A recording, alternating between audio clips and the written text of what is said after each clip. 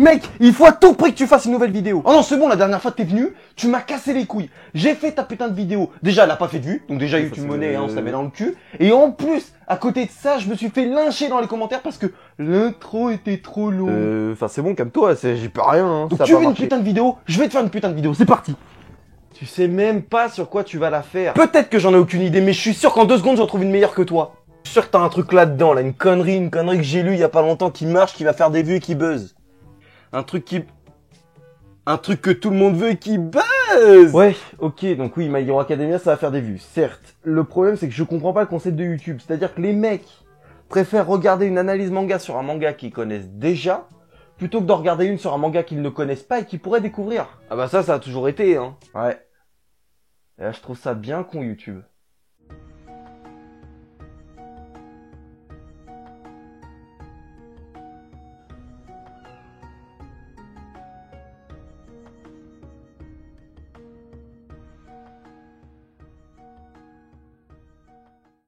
Yo, salut tout le monde, bienvenue aujourd'hui pour cette nouvelle vidéo, cette nouvelle analyse manga. J'espère que vous allez bien et aujourd'hui, vous l'avez vu, on se retrouve pour un manga que vous m'aviez demandé et qui cartonne en ce moment. On va parler de My Hero Academia.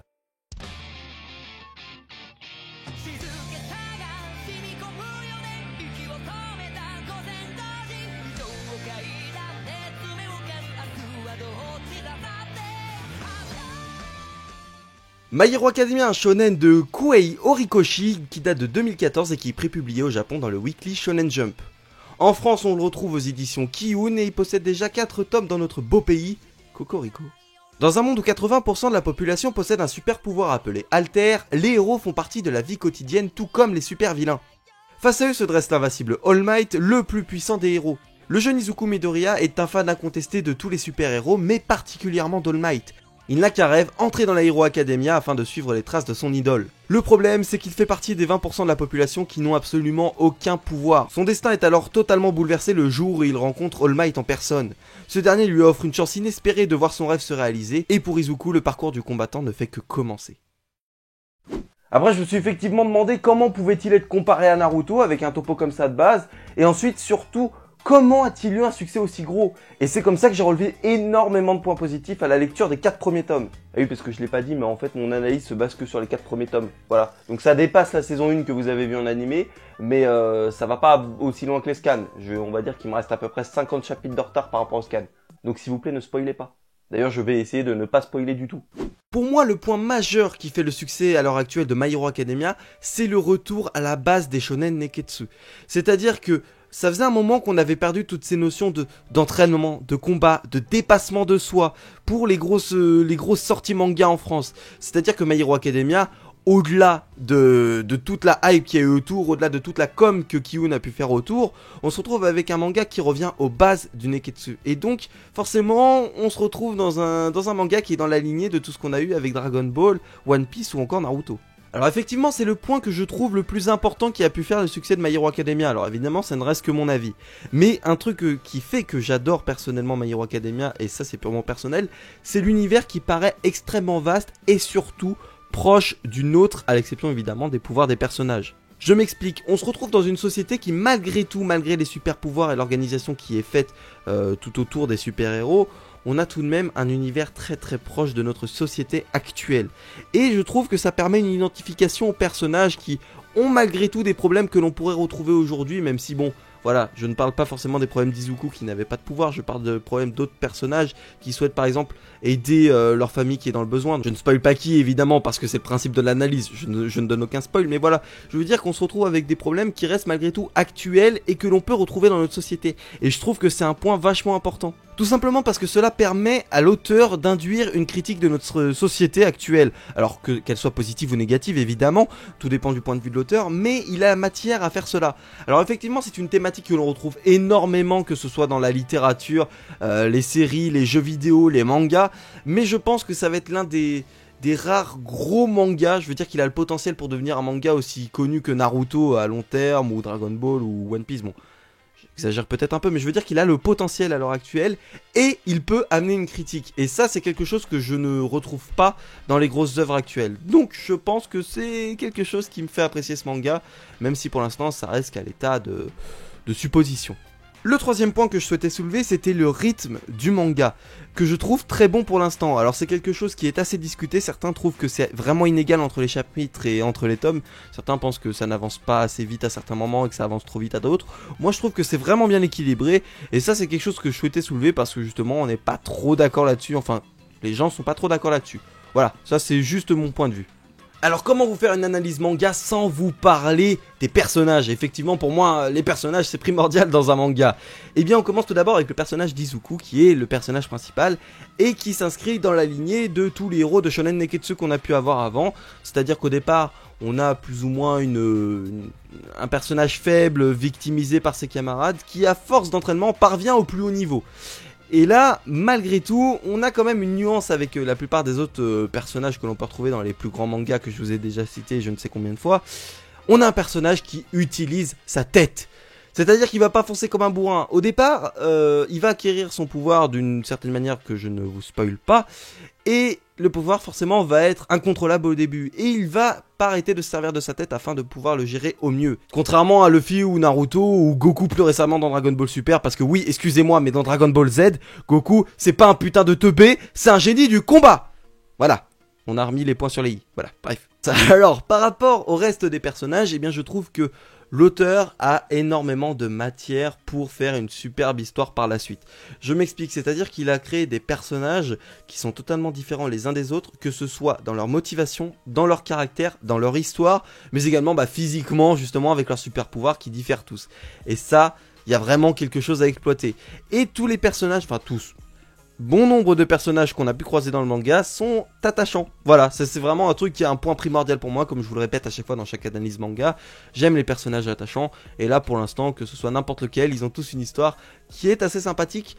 Même ceux qui sont plus ou moins relayés en tant que personnages secondaires, voilà, on connaît pas trop leur histoire, mais bon, ils sont mignons, ils sont sympas, ils servent à quelque chose quand même.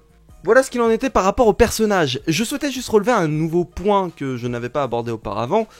C'est le nombre de scènes épiques. Alors certes, bon, il y en a pas tant que ça en termes de proportion, mais quand tu as une scène épique, putain qu'elle est bien amenée et putain qu'elle est stylée. Alors oui, je dis des gros mots, mais ne m'en voulez pas, c'est juste que je m'emballe. Alors effectivement, c'est quelque chose qu'on pouvait s'attendre avec le délire de super-héros, mais je pensais pas que ce serait aussi bien fait. Voilà, je veux dire, dans One Punch Man par exemple, une scène épique, tu la captes direct. Genre voilà, tu le vois que c'est épique. Et bien là, c'est pareil dans My Hero Academia. C'est épique, tu le sais. Voilà. Parce qu'il y a certains mangas où quand c'est épique, des fois tu sais pas trop, tu vois, genre tu fais c'était censé être juste ouf ce qu'il vient de faire, alors qu'en fait ça paraît totalement bateau. Là non, là tu sais que quand un personnage fait un truc de malade, ça se voit tout de suite, c'est vraiment un truc de malade. Donc ça c'est bien. Enfin, je voulais soulever un nouveau truc. Alors par rapport au dessin, c'est tout simplement l'univers, le mélange d'univers entre le comics et le manga que je trouve super stylé. Pourtant je ne suis absolument pas fan de comics, ça il faut le savoir.